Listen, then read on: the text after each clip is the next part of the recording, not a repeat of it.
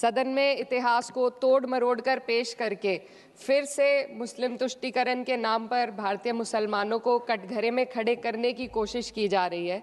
लेकिन मैं सदन में बताना चाहूँगी कि हम भारतीय मुसलमान जिन्ना के आह्वान को ठुकराकर अपने इस प्यारे वतन की मिट्टी के साथ मजबूती से जुड़े रहे। हमने महात्मा गांधी, बाबा साहब डॉक्टर भीमराव अंबेडकर, रविंद्रनाथ टैगोर जी, सुभाष चंद्र बोस जी, मौलाना अबुल कलाम आज़ाद, अशफाक उल्लाह खां साहब के विचारों को अपनाया। हम भारतीय मुसलमान इंडियंस बाय चॉइस हैं, बाय चांस नहीं। वंदे मातरम के किन छंदों को राष्ट्रगीत के तौर पर अपनाया जाए, ये फैसला सर रविंद्रनाथ टैगोर और सुभाष चंद्र बोस जी जैसे नेताओं के परामर्श के बाद हुआ। क्या अब हम उन महान नायकों की समझ पर प्रश्न चिन्ह उठाएंगे? उन्हें देश को बांटने वाला और तुष्टीकरण करने वाला कहने का पाप करेंगे? उन महान हस्तियों ने वंदे मातरम के उन छंदों को अपनाया जिन्होंने देश के हर वर्ग, हर धर्म के मानने वालों को एक सूत्र में पिरोने का काम किया। और मैं एक घटना आप लोगों के सामने रखना चाहती हूँ। वर्ष 1998 में उत्तर प्रदेश सरकार के मंत्री रविंदर शुक्ला जी ने स्कूलों में राष्ट्रगीत को गाना अनिवार्य कर दिया था। लेकिन तब के तत्कालीन प्रधानमंत्री अटल बिहारी वाजपेयी जी ने, जो उस समय लखनऊ के दौरे पर थे, उत्तर प्रदेश सरकार के इस फैसले पर नाराजगी जताई और यूपी सरकार ने राष्ट्रगीत को अनिवार्य करने वाले मंत्री को बर्खास्त कर दिया था। अब मैं सत्ता पक्ष से सवाल करना चाहूंगी।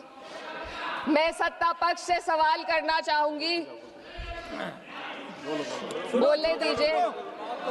मैं सत्ता पक्ष से सवाल करना चाहूंगी कि जो विजन आजादी के समय के लोगों का था राष्ट्रगीत को स्वेच्छा पर छोड़ने का, उसी का अनुसरण माननीय अटल बिहारी वाजपेयी जी ने किया, तो क्या वे भी मुस्लिम तुष्टीकरण कर रहे थे? जी नहीं, अटल बिहारी वाजपेयी जी राजधर्म निभा रहे थे। देश में सब धर्मों को एक साथ लाना, सबके जज्बात का एहसास करना ही सबसे बड़ा राष्ट्रवाद है। माननीय अध्यक्ष महोदया, आज हमें वंदे मातरम के असली भाव को समझना जरूरी है।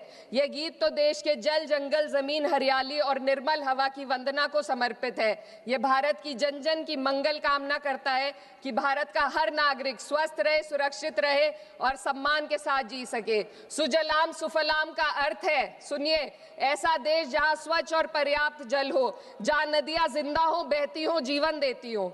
अध्यक्ष महोदय, लेकिन अब जरा यमुना का हाल देखिए।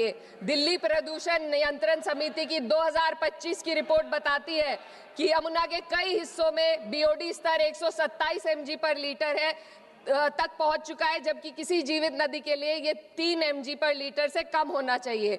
ये सिर्फ नदी का संकट नहीं है, ये किसान का संकट है। नमामि गंगे के नाम पर हजारों करोड़ रुपए खर्च हो गए, लेकिन सच्चाई ये है कि आज भी गंगा और यमुना के किनारे किसान मजबूरी में उसी जहरीली पानी से खेती कर रहा है। वही जहर अनाज में उतरता है और वही जहर किसान की जिंदगी को धीरे धीरे खत्म कर देता है। अध्यक्ष महोदय, जब पानी जहर हो जाएगा तो सुजलाम कैसे होगा? जब किसान बर्बाद होगा तो सुफलाम कैसे होगा?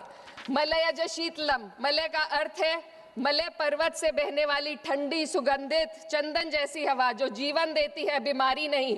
आज मैं इस सदन से पूछना चाहती हूँ, क्या आज के भारत की हवा मलयज शीतलम है?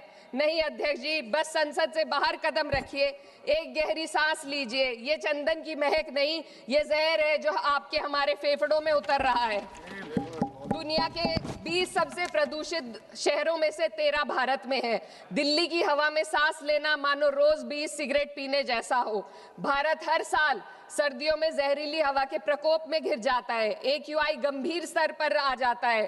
ठंडी हवा का सपना अब गैस चेंबर की हकीकत बन चुका है। हम वो देश हैं जहां सरकार प्रकृति पर बने गीत का मान मर्दन तो करती है, पर उसी प्रकृति, जंगल, हवा, पेड़ को बचाने वाले कानूनों को धीरे धीरे खुद ही खत्म कर रही है। ये है आज के हमारे मलयज शीतलम की अफसोसजनक सच्चाई। अगर हम हवा को साफ नहीं कर पाए तो न सुजलाम बचेगा, न सुफलाम बचेगा।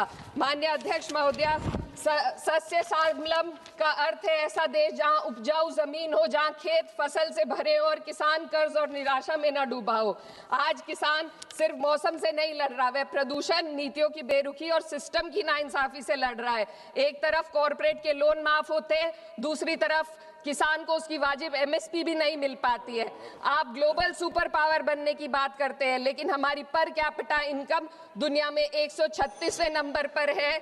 हम अपने छोटे पड़ोसी देश से भी पीछे हैं। हमारे लोग $2,500 तक भी नहीं कमा पा रहे एक साल में, और जिन अरबपतियों की ये रक्षा करते हैं वो इतना पैसा एक सेकंड में कमा लेते हैं। आज वंदे मातरम को बुनियाद बनाकर राजनीति की जा रही है, लेकिन जमीन पर जंगल पूंजीपतियों को सौंपी जा रही है, आदिवासियों को उनके घरों से उजाड़ा जा रहा है। मातरम में जो मात्रा माता है वे सिर्फ मातृभूमि की वंदना नहीं, वे इस धरती की हर नारी, वे इस देश की हर बेटी, हर महिला के सम्मान की बात भी करता है। लेकिन आंकड़े अगर आप देखेंगे, एनसीआरबी की हाल की रिपोर्ट के अनुसार, मैम जसवंत के अनुसार देश में हर वर्ष लगभग 30,000 से अधिक बलात्कार हो रहे हैं, यानी एक दिन में 80 से अधिक महिलाएं यौन हिंसा का शिकार होती हैं। और ये सिर्फ दर्ज मामले हैं। जब जम्मू कश्मीर की एक बच्ची हिंसक अत्याचार का शिकार होती है, जब सत्ता से जुड़े लोगों पर आरोप लगते हैं और कार्रवाई वर्षों लटक जाती है, जब उन्नाव की पीड़िता लखनऊ के दरबार में इंसाफ को लेकर अपनी जान देने पर आमादा होती है, जब बिल्किस बानो के अपराधियों का सरकार के लोग द्वारा स्वागत किया जाता है, तो ये घटनाएं वंदे मातरम की आत्मा पर चोट पहुंचाती है। मैं अध्यक्ष महोदया बस यही कहना चाहती हूँ अपनी बात को अंत में रखते हुए कि वंदे मातरम सिर्फ अतीत की ललकार नहीं, ये वर्तमान की जिम्मेदारी है, ये आत्म मंथन की घड़ी है। यही समय है कि हम वंदे मातरम को सिर्फ नारा नहीं, नीति और जिम्मेदारी बनाएं। और अपने जज्बात को मैं आलमा इकबाल साहब के तराना हिंद के साथ इस सदन में रखना चाहती हूँ कि सारे जहां से अच्छा हिंदुस्तान हमारा, हम बुलबुले हैं इसके, ये गुलसिता हमारा, मजहब नहीं सिखाता आपस में बैर रखना, हिंदी है हम, वतन है हिंदुस्तान हमारा। श्रीमती लवली आनंद।